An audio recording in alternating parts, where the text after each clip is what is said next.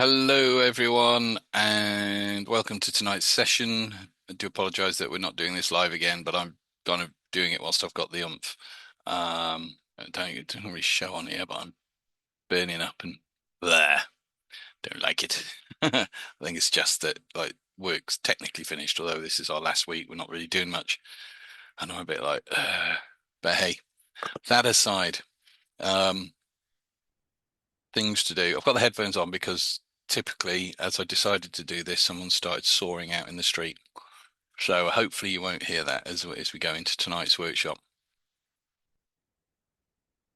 Um, so before we get going, just make sure that you're somewhere comfortable and don't listen to this if you're driving or operating machinery tonight, because I want you to be able to get your full attention into it. And tonight,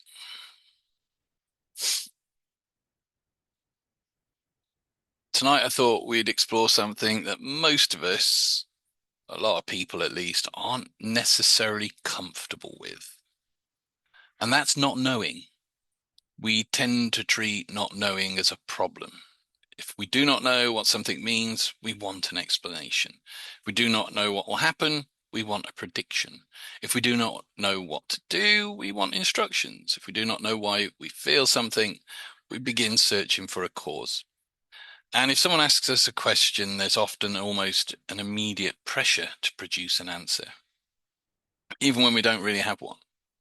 And the conscious mind likes certainty. It enjoys naming things, sorting things, putting things into their boxes and categories. It likes to know what's happening and what's supposed to happen next.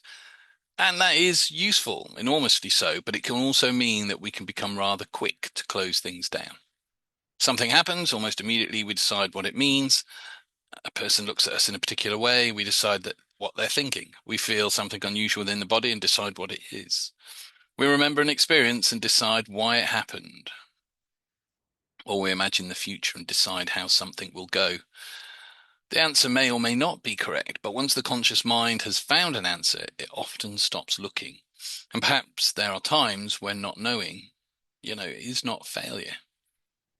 Perhaps it's actually an opening, a place where the old answer has loosened, but the new understanding has not yet formed. You know, something that can feel comfortable, but it can also, well, no, actually thinking about it, a place where the old has been answered or an old answer's fallen away, but we still don't know what that in between space actually can feel uncomfortable. Um, but also that in between space can really be that moment of what next, really very creative. And for those who have done some of the hypnosis stuff in the past with I Meditate, will know that that confusion stage, that, oh, what next? Can actually be the beginning of hypnosis, because hypnosis does not always happen through deep relaxation. Sometimes it begins with a familiar way of making sense of experiences. It becomes temporarily uncertain. The conscious mind pauses. It doesn't know quite what to do next. Think about the handshake induction. Reach out to shake the hand, grab the wrist, bring the hand up to the face. Suddenly that natural pattern of I know what happens now is broken, interrupted, and the mind goes, what next? And if we're quick enough, we can direct that. Um, and whilst it's pausing, another part of the mind can also become responsive. Not stupid, not unconscious in the sense of being knocked out, simply less busy insisting that everything must fit into what it already knows. So tonight we're going to play just with that. Nothing terribly serious, a few more small experiments, and we'll use a gentle uncertainty as the beginning of a hypnotic experience. So what I'm going to ask you to do, place your hands together and interlace your fingers. Just do it without thinking right away. Done that? Okay, look at your thumbs. One thumb inevitably is probably resting over the top of the other. Just notice which one. Now separate the hands. And I want you to interlace the fingers again, but this time place the other thumb on top. And you may need to think about it, and it might feel slightly odd. Not dramatic, but just odd, unfamiliar. Okay, giving that a go. Just note how it feels. Release the hands. And now hold your arms in the way you normally fold them. Just do it without thinking. And just notice which arm rests on top. Now unfold them. And this time I want you to fold them in the opposite way. And again, you may find yourself having to organize the movement consciously. It may feel even stranger. Um, so just release the arms. And let's just notice what just happened. We have all probably folded our arms and interlaced our fingers thousands of times, but you may have never consciously decided which thumb goes on top or which arm crosses over the other. The body has learned a pattern, and once that pattern's been learned, conscious thought was no longer required. You don't wake up in the morning thinking, right, I must remember to put my preferred thumb on top when I fold my hands together. The unconscious pattern just simply operates, and this happening constantly throughout our lives. How we stand, how we reach for a cup, how we use a knife and fork, which shoe you put on first, how you begin walking up the stairs, how you respond when someone says your name. The conscious mind often arrives after the movement has already begun. It then claims the experience as though it carefully organized the whole thing. Let's try one more. Place your hands comfortably on your legs. And in a moment, just allow one finger to move. Doesn't matter which finger. But instead of choosing immediately, wait. And I want you to become curious about which finger will move first. Maybe it'll be a finger on the right hand, or maybe it'll be a finger on the left. And as you're wondering which finger is about to move, just allow one finger to move now. Which one moved? When did you know? Did you know before the movement, at the exact moment of movement, or did you become aware of the choice just afterwards? There's no real correct answer. The purpose is simply to notice that the line between deliberate action and automatic action may not always be as clear as we imagine. Much of what we call me is already happening before the conscious mind has explained it or caught up.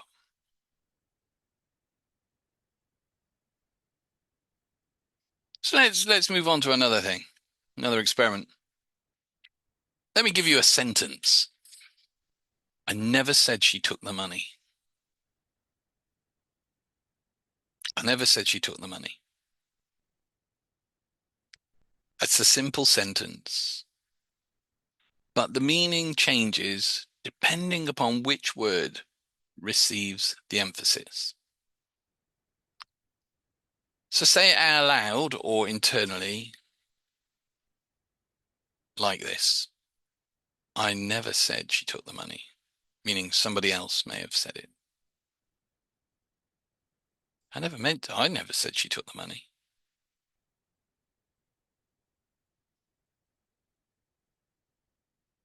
Now let's change that again.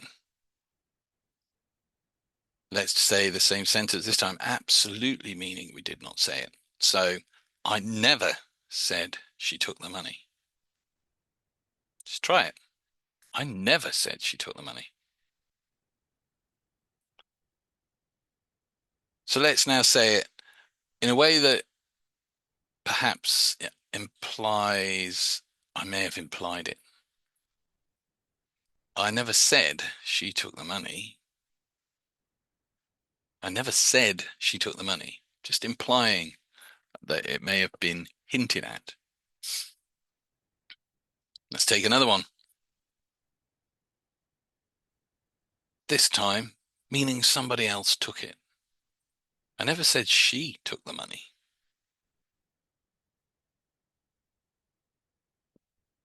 I never said she took the money. Same sentence. It now means something completely different. Let's do another. Let's do another one. I never said she took the money. I never said she took the money. Perhaps she borrowed it. Yeah. Let's do another one. So I never said she took the money. I never said she took the money, implying that perhaps she took some other money. And finally, I never said she took the money, implying that perhaps she took something else. Our words did not change, but the experience of the sentence changed. Our attention selects one part, and that part reorganized the meaning of everything around it. And this happens constantly in our conversations. We do not respond only to words, we respond to emphasis, timing, tone, facial expression, context, memory, expectation. And then we often behave as though the meaning was simply present inside the sentence. But meaning is something the mind constructs. It chooses what matters. It fills in what is missing. It guesses what another person intends. And most of the time, this construction happens so quickly that we experience our interpretation as fact. Think of a very ordinary sentence somebody might say, like, that was interesting. Depending on the tone, that could mean, I genuinely enjoyed that. I didn't understand a word of that. That was bloody awful. I'm trying to be polite. Or, I need time to decide what I think. Conscious mind is constantly reading between the lines, and sometimes it's extremely good at it. Sometimes it's spectacularly wrong. Now say this sentence internally. I know what that means.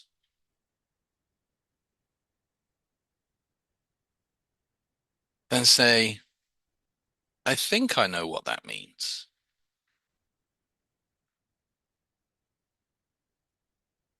Follow it with, I wonder what else that might mean. Just play around with it. Notice whether each sentence produces a slightly different internal response. I know closes the door. I think loosens. It allows for a little possibility. I wonder opens up. Opens up. And see how this ties in with our hypnotic word stuff that we've done in the past. It does not mean we must doubt everything, but perhaps the words we use can either narrow experience or leave room for something more. So let's go into our third experiment. So for this next experiment, I just want you to sit comfortably and just choose one point in front of you to look at. It might be a mark on the wall, the edge of an object, just something ordinary, and just focus your eyes upon that point. You don't have to stare, just simply look. And while you remain aware of that point, I want you to begin to become aware and notice the space around it. What's that to the left or the right? What's in the space above it? What's in the space below it? But do this without moving your eyes very much. And just test, notice how much can be seen around that point.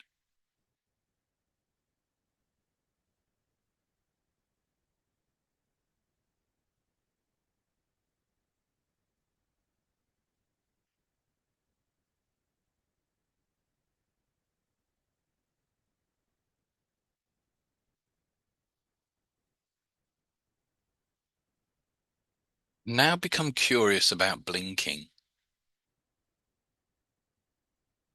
You know that you will blink, but can you know exactly when the next blink will occur?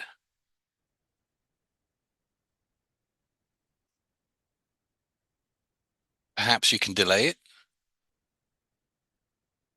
Perhaps you can deliberately blink. But if you stop deliberately controlling it, can you notice the moment before your body decides?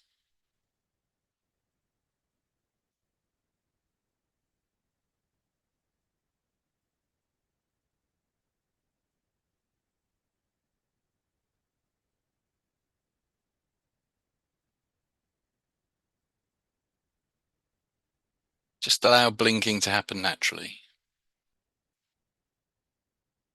Notice whether you become aware that you are going to blink before the blink begins, or only as it is happening.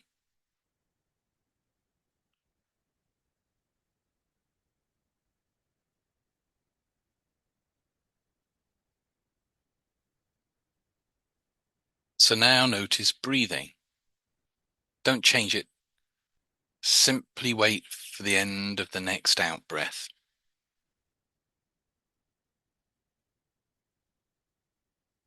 And just see whether you can notice the exact moment when the body begins breathing in again. Do you decide? Does the breath decide? Is there a clear boundary between the two?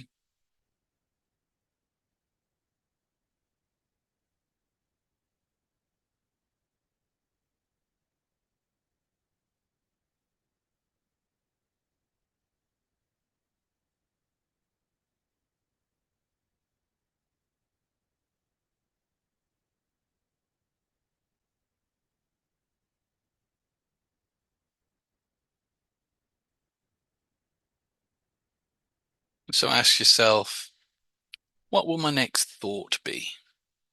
Just wait.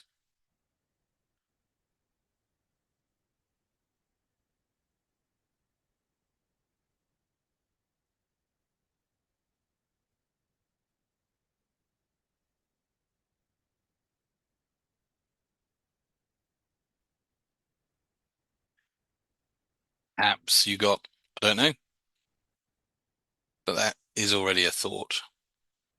Perhaps an image appeared, a word, a memory, a comment on the exercise. Did you choose that thought? Or did you simply become aware of it?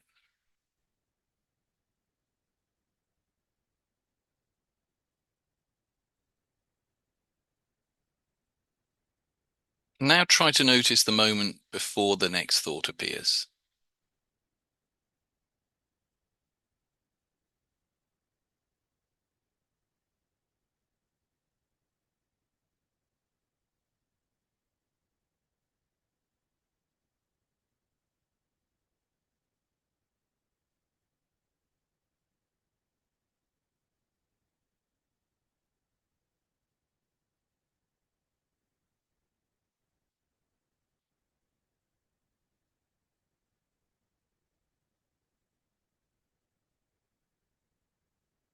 Part of the difficulty is that once you notice a thought, it has already appeared. And before it appeared, there was nothing definite to notice. So you may find yourself waiting at the edge of knowing. Not blank, not unconscious, simply open.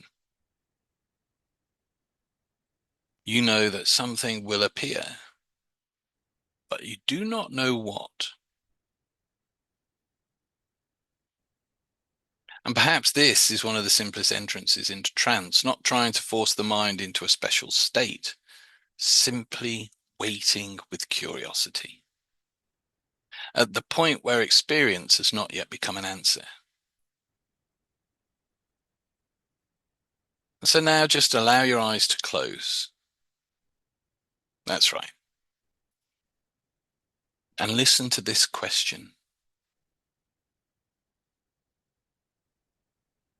Can you notice the exact moment when you stop listening to one sound and begin listening to another?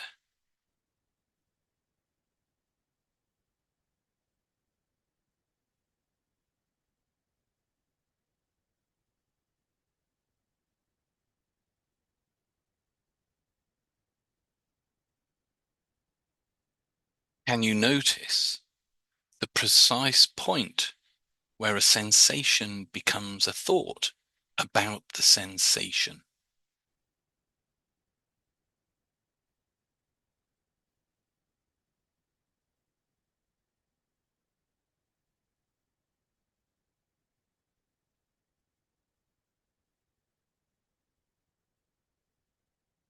Can you remember the moment before you remembered something?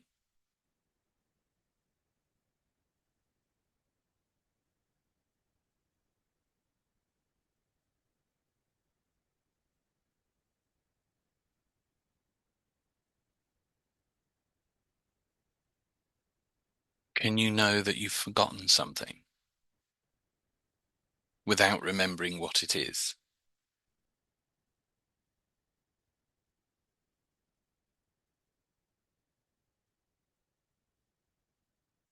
Now, there may be no satisfactory answers, and that's the point. The question interrupts the usual movement of the conscious mind, and for a brief moment, the mind may become quiet. Not because it's been forced into silence, but because it's reached something it cannot immediately, I can't speak, cannot immediately package into words. So take a nice comfortable breath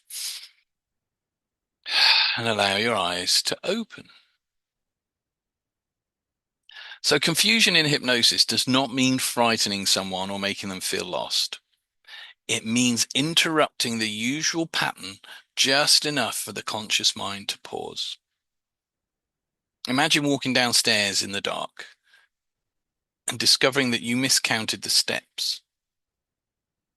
For a fraction of a second, the body and mind become unusually alert. The expected floor was not there where it was supposed to be. Or maybe even it was there a bit sooner. The familiar pattern was interrupted. Or imagine reaching for a light switch that's been moved. The hand goes automatically to the old place. There is a moment of, oh, surprise. Then attention becomes more flexible. And that brief moment is really interesting. The old pattern has failed and the new pattern has not yet been established.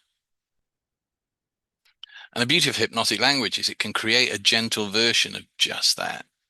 A sentence begins in a familiar way and then turns somewhere unexpected.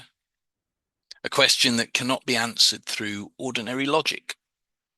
One that has two possible meanings, where they two meanings remain present at once. And the conscious mind attempts to follow, and then it stops trying quite so hard. And it's not a loss of control, it's quite often the opposite. It can allow us to become aware of how much experience was being controlled by habit. The purpose tonight is not to confuse you for the sake of confusion. It's not to use not knowing as a doorway. No, it is actually. It is to use not knowing as a doorway. That moment of, I don't know. Not knowing what should happen next, not knowing whether the body will settle before the mind, or whether the mind will become quieter only after the body has already changed. Not knowing whether you'll listen closely to every word, or discover that the words become less important, and perhaps not needing to know.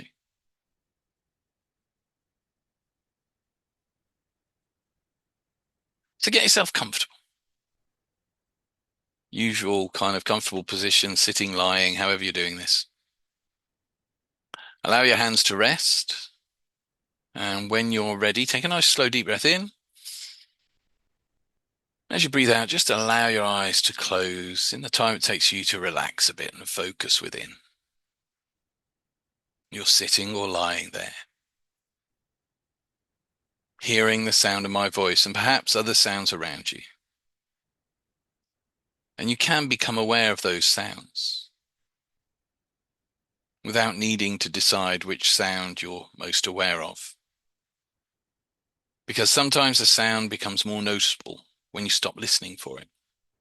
And other sound may fade precisely because you've noticed it.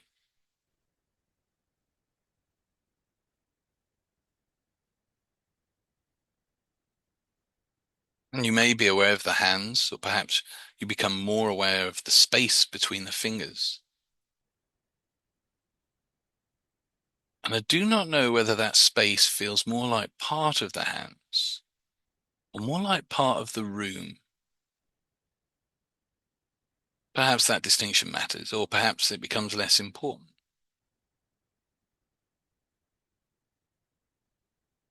And whilst one part of you listens to these words,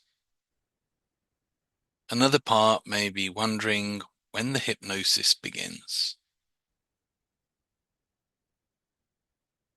And perhaps the part wondering when it begins has already begun doing whatever it believes hypnosis requires. You see, you do not need to relax. Although relaxation may occur, and if it does not occur, you may discover another way of becoming absorbed. Because absorption does not always feel relaxed. Sometimes it feels attentive, sometimes distant, sometimes unusually close, sometimes like nothing in particular.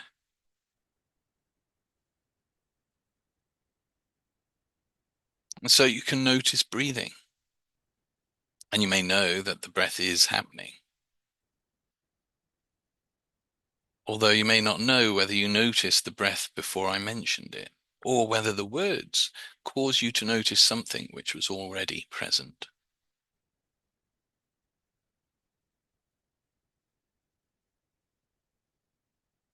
And perhaps it does not matter, because the breath can continue, whether it's noticed or not. And thoughts can continue, whether they are wanted or not. Sounds can be heard without anyone consciously deciding to hear them. And experience continues. Even when the conscious mind is uncertain about what experience means.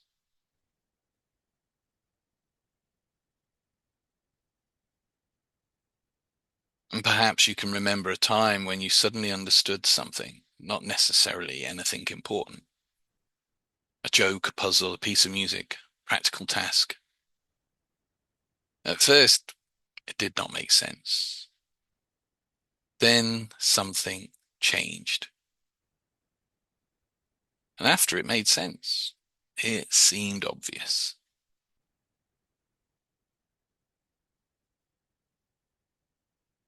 But just before that understanding appeared, you did not yet know what you were about to know. In fact, there was a point where the answer did not exist consciously. And then it did. Perhaps the unconscious mind had already begun organizing things. Perhaps connections were forming outside awareness. Perhaps the answer arrived all at once, and the conscious mind said, "Of course," as though it had known all along.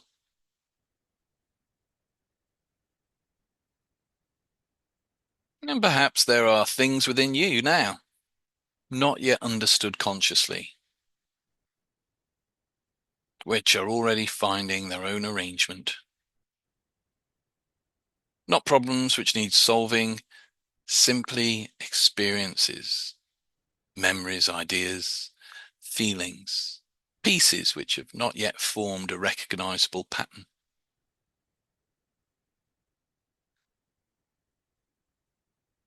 And you do not need to force that pattern.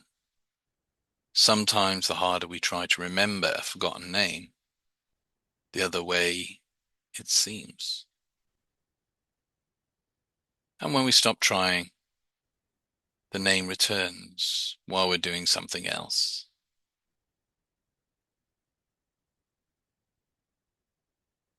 The unconscious mind may work best at certain things.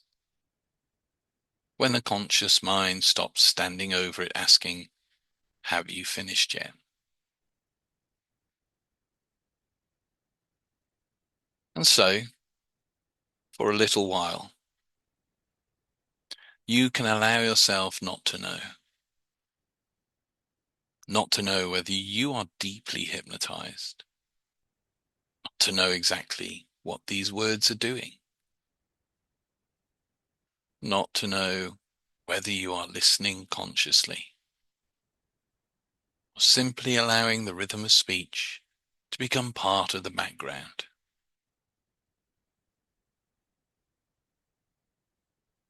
Perhaps you can wonder whether you're becoming more aware of the body, or less interested in the body.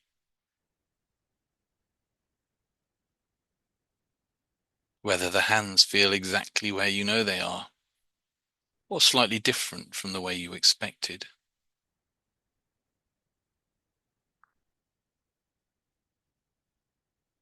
Whether time is passing slowly, or whether you'll only know how quickly it passed when it's already gone.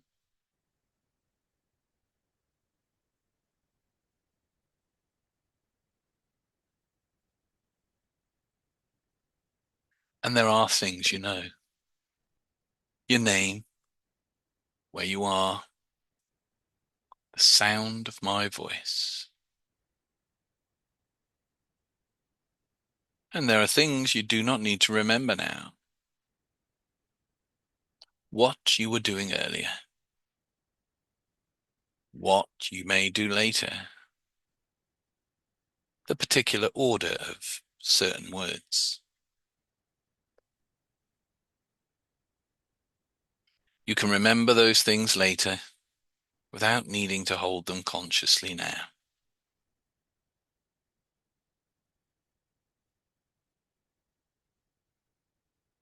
And perhaps there are things you know without knowing how you know them. You recognize a familiar face without consciously measuring every feature. You know when a piece of music is about to resolve without necessarily knowing the theory. You sense when somebody's about to speak. You reach out and catch something before you have time to explain how.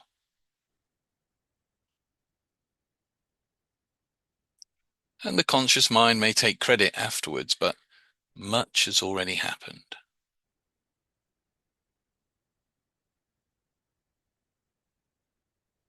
And perhaps there's some comfort in not having to consciously organize everything. The body can sit. The breath can breathe. Sounds can be heard. Thoughts can arise and change.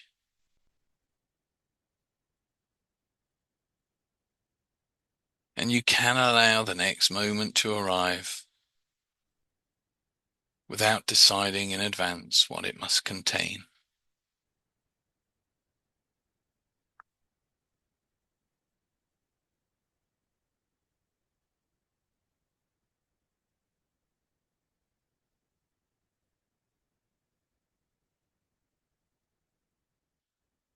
Perhaps the mind produces an image or a memory or apparently random thought, and there's no need to ask why.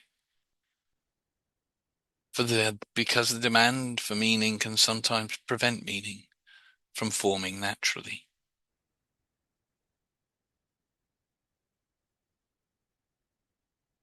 An image can simply be an image.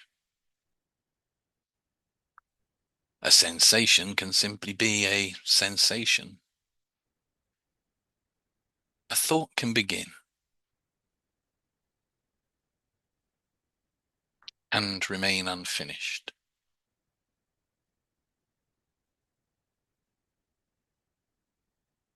You may even forget what you were thinking. And remember that you had forgotten without needing to retrieve it.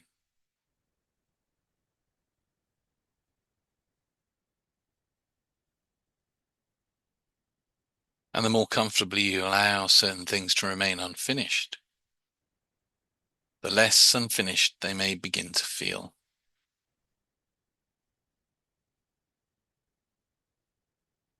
Because perhaps completion is not always the arrival of an answer. Sometimes it's the disappearance of the need for one.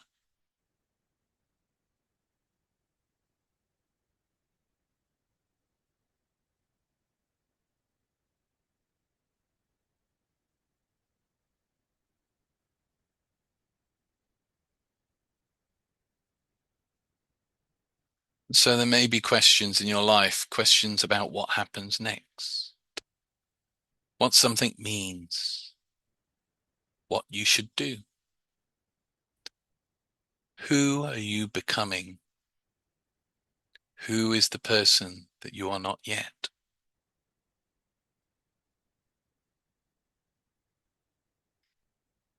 And some questions require action.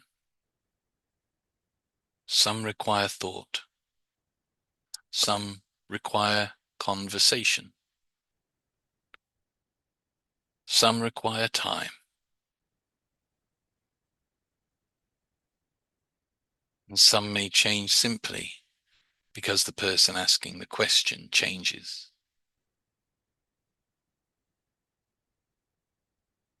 And you do not have to decide which kind of question is which tonight. Perhaps another part of you can begin reorganizing the difference between a question which needs an answer now and a question which needs space.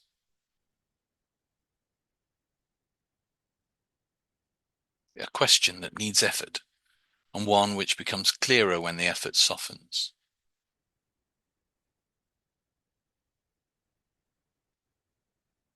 A question which belongs to you and one you inherited from somebody else. You do not need to name any particular question. The conscious mind can remain out of the way. Perhaps you can simply sense what happens when the demand to know becomes quieter. Not knowing may feel like openness or darkness, possibility, or simply a pause. And a pause is not empty. Music needs pauses, language needs spaces. Breathing includes moments when one movement has ended and the next has not quite begun. The pause does not prevent the next breath, it makes room for it.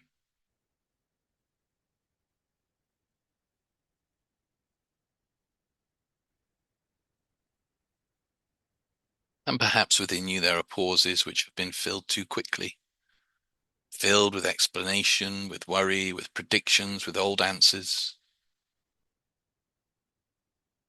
And now,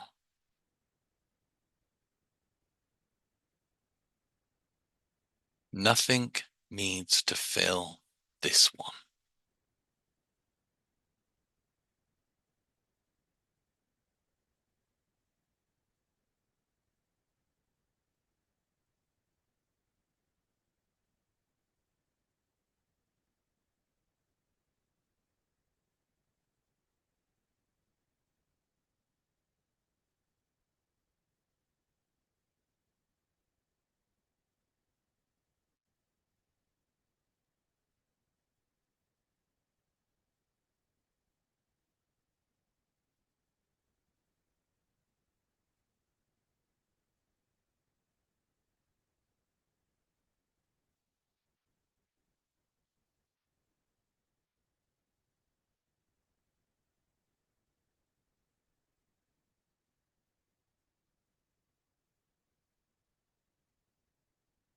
You see, you do not have to understand silence.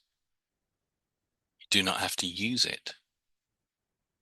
You do not have to turn it into peace or wisdom or anything spiritual. It can remain what it is. And perhaps that is why it may become something more.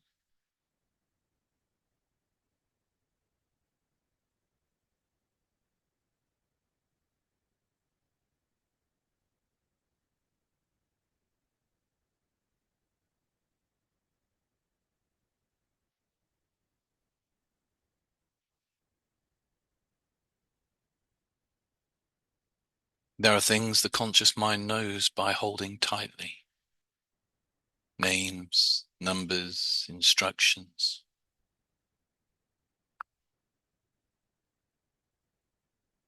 And there may be other things known only when the grip loosens.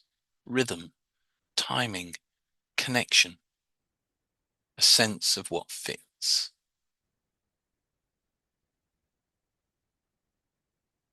Not a supernatural message, not an infallible inner voice, simply a wider kind of knowing. One which includes experience conscious mind has not put into words. And perhaps you can allow that wider knowing to be present without requiring it to speak.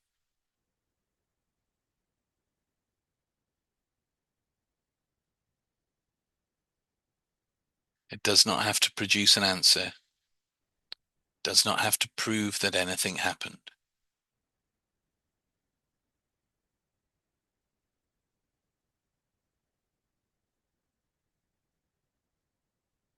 Because sometimes the deepest part of an experience is what cannot be reported afterwards. Not because it was forgotten, but because it never became language.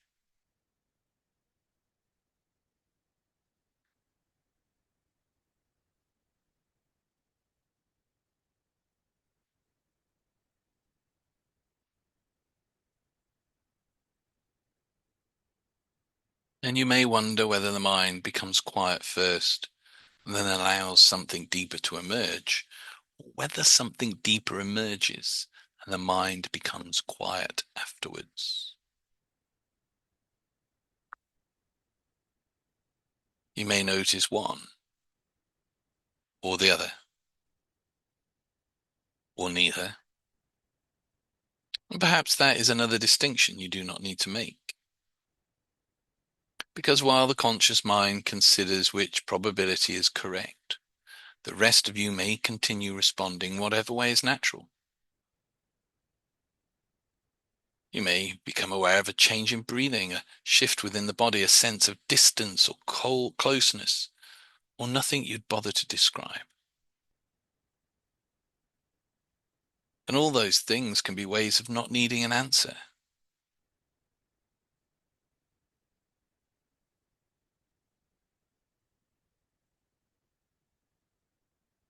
Perhaps there's an old story about who you are. We all tend to have several. The capable one, the anxious one, reliable, difficult, spiritual, the one who never finishes anything, the one who holds everything together. And perhaps those stories contain truth. But a story can never contain an entire person.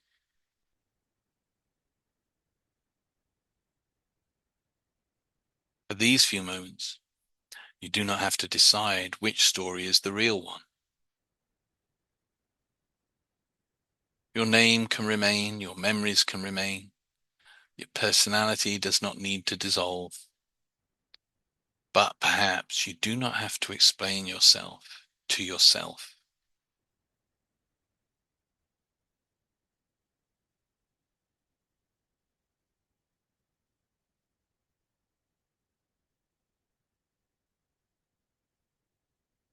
For the answer, who am I? There is a simple experience of being. Not being someone in particular, simply being. And perhaps you can allow that to remain without definition, long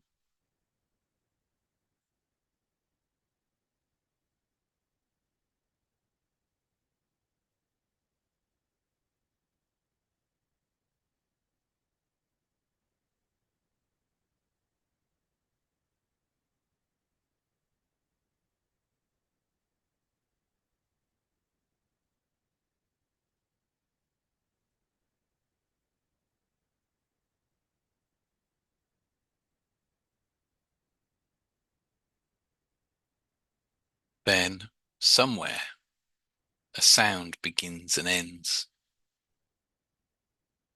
A thought appears and changes. A breath arrives without knowing it is called a breath. Life continues without continually explaining itself. The tree does not need to know it's a tree. The rain does not need to understand falling, and you do not need to become less human or less thoughtful or less yourself. And perhaps you can simply rest from the need to have everything named.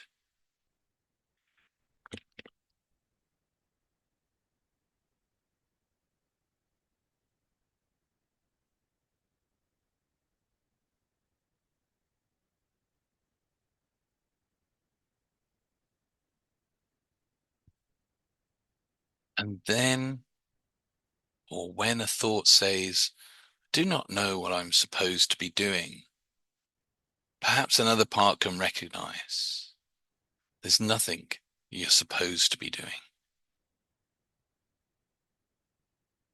When a thought asks, "Is this working?" perhaps the question itself can drift away before the answers form. And when another thought asks, "What happens next?" you may simply wait and discover.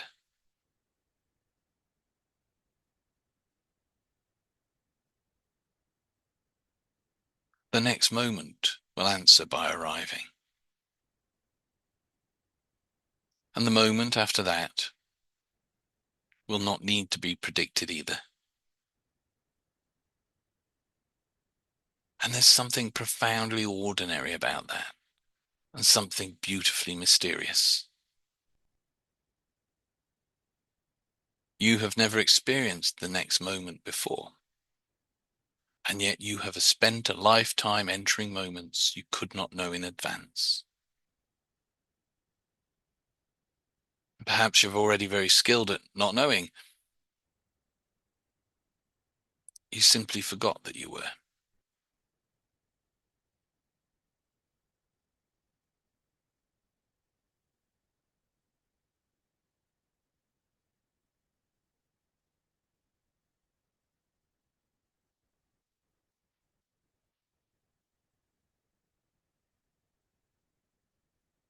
And now, you do not need to decide what this experience has meant. Perhaps its meaning becomes clear later. Perhaps it remains simply an experience. Perhaps you remember one part and forget another. The unconscious mind can retain whatever is useful and allow the rest to fade. And you may find yourself becoming more comfortable with certain pauses, more curious about certain questions, less hurried to give an old answer to a new moment. Not because you remember these words, perhaps because something in you recognizes the value of leaving a little room. Room for another possibility. Room for another meaning. Room for no meaning at all.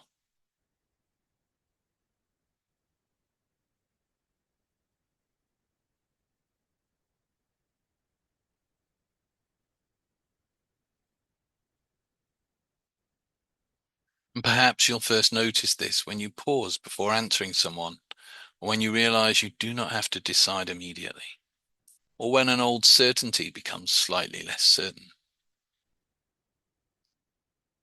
And will you notice the pause first, or will someone else notice that you've responded differently before you become consciously aware of the change?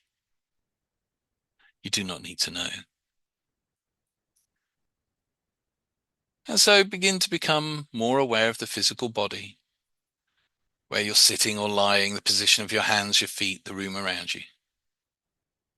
Notice the sounds which have been present throughout, and perhaps other sounds which are becoming clearer now. And in a moment, I'll count from 1 to 5, and you can return to ordinary waking awareness, bringing with you whatever's useful without needing to explain it. 1, becoming more aware of the body. 2, allowing the breath to become fuller. 3, moving the fingers and toes. 4, perhaps stretching, adjusting your position, allowing energy to return. And 5, eyes open, feeling good whenever you're ready. Right now. Just allow the room to become clear and perhaps notice that you do not have to know exactly what happened in order to know that the experience is complete.